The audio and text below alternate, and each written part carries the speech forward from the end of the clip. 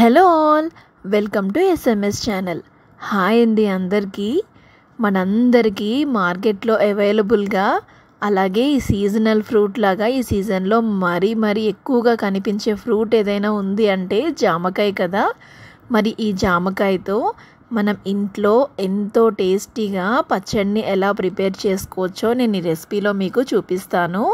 ఈ జామకాయ చట్నీ మనకి వేడివేడిగా టిఫిన్స్లో కానీ దోశ, ఇడ్లీస్, రైస్లో చాలా బాగుంటుంది. మరి ఈ రెసిపీ ఏ విధంగా ప్రిపేర్ చేయాలో చూసేద్దాం.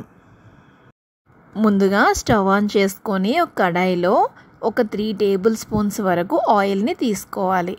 ఆయిల్ కొద్దిగా వేడైన తర్వాత ఇక్కడ నేను చూపిస్తున్న విధంగా ఎండుమిరపకాయలు, ధనియాలు, జీలకర్ర, పల్లీలు వేసుకొని దోరగా వేయించుకోవాలి.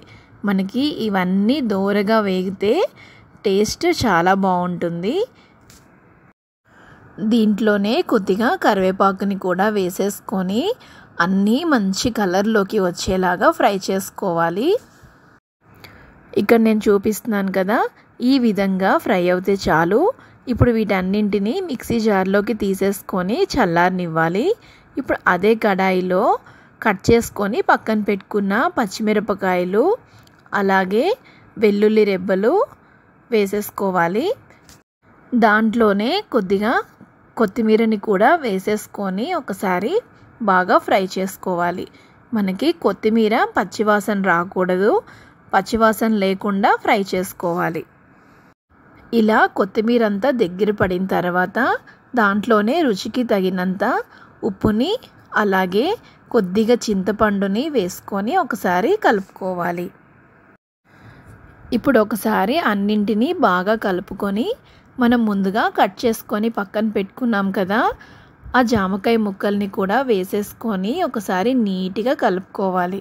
ఈ జామకాయ ముక్కలు మనకి మరీ ఎక్కువగా ఫ్రై అయిపోకూడదు, అలాగే పచ్చిగా ఉండకూడదు. దోరగా కొద్దిగా కలర్ చేంజ్ అయినట్టు కనిపిస్తే చాలు.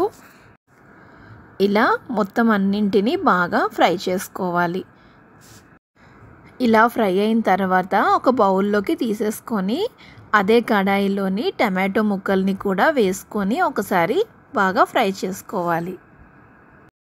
ఇప్పుడు మిక్సీ జార్లో పోపు మొత్తం చల్లారాయి కదా, ఈ విధంగా గ్రైండ్ చేసుకొని దాంట్లో జామకాయ ముక్కల్ని కూడా వేసేసుకోవాలి.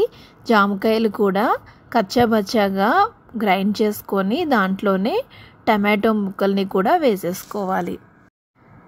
ఇప్పుడు తాలింపుకి రెడీ చేసుకోవాలి.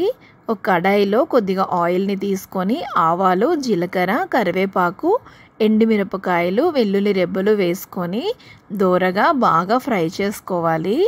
ఇలా మొత్తం అంతటిని ఫ్రై చేసుకొని మనం గ్రైండ్ చేసుకొని పక్కన పెట్టుకున్న చట్నీ ఉంది కదా జామకాయ, దాంట్లో మొత్తం ఈ పోపునంతటిని వేసేసుకోవాలి. చూడండి, ఎంతో కలర్ఫుల్గా యమ్మీ టెక్స్చర్తో జామకాయ పచ్చడి రెడీ అయిపోయింది. జామకాయ చట్నీ అని కూడా అనొచ్చు మనం. ఈ జామకాయ చట్నీ వేడివేడి అన్నంలో ఒక స్పూన్ నెయ్యి వేసుకొని కలుపుకొని తింటే చాలా బాగుంటుంది. అదేవిధంగా టిఫిన్స్లో కూడా సర్వ్ చేసుకోవచ్చు. ఎవరు గుర్తుపట్టరు కూడా ఇది జామకాయ అని చెప్పే వరకు.